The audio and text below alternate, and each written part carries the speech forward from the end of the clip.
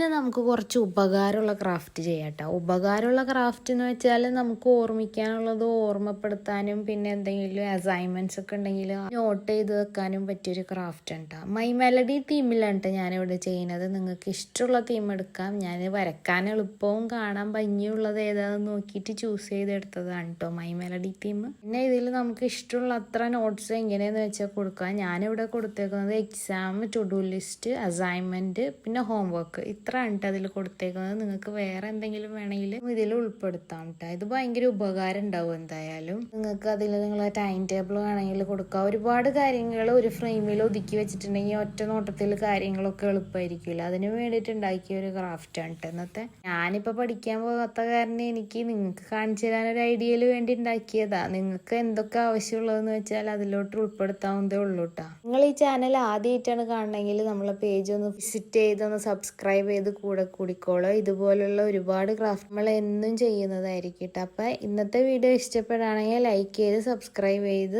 ഇഷ്ടമുള്ള കമൻറ്റ് വിട്ടിട്ട്